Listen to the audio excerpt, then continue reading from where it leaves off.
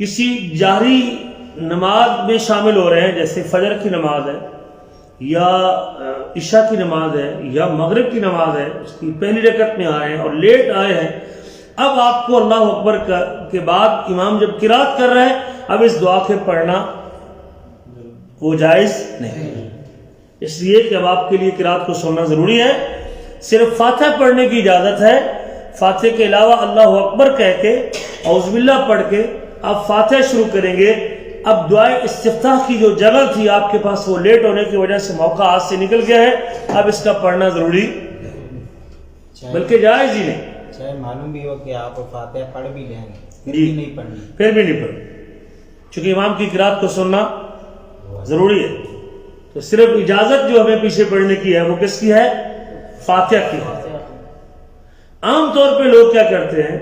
یہ دعا پڑھ لیتے ہیں اور فاتحہ پہ خاموش ہو جاتے ہیں۔ جہری نمازوں کے اندر بھی لوگ یہ دعا پڑھ لیتے ہیں، اللہ اکبر کے بعد سبحانک اللہم پڑھ لیتے ہیں، لیکن جب فاتحہ پڑھنے کی باری آتی ہے تو وہاں یہ درست اس دعا کے جاری قرات میں تو فاتحہ اس دعا کے پڑھنے کی تو جب قرات امام شروع کر چکا ہے تو کوئی دلیل موجود نہیں ہے، جبکہ فاتحہ کی دلیل تو موجود ہے، نبی کریم کا فرمان موجود ہے، آپ کے پیچھے لوگ پڑھ رہے تھے، فرمایا اللہ تفعلوا الا بفاتحۃ الکتاب، کچھ نہ پڑھو سوائے سورۃ فاتحہ کے۔ لہذا اگر آپ سے نکل گیا یہ سری نماز ہے، زور کی نماز ہے اور عصر کی نماز ہے، تو آپ اگر آئے امام کے پیچھے،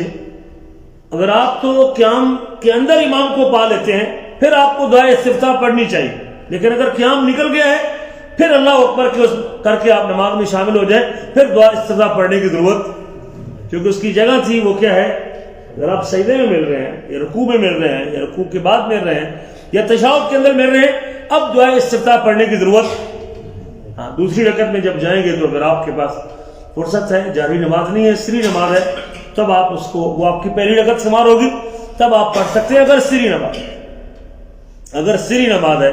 لیکن جاری نماز ہے، اگر دوسری رکعت کی بھی جاری نماز کی دوسری رکعت ہے تو پھر بھی آپ کے لیے وہ پڑھنا جائز نہیں، آپ صرف کیا فاتحہ پڑھ سکتے ہیں، فاتحہ کے علاوہ کسی اور چیز کی پڑھنے کی دلیل نہیں۔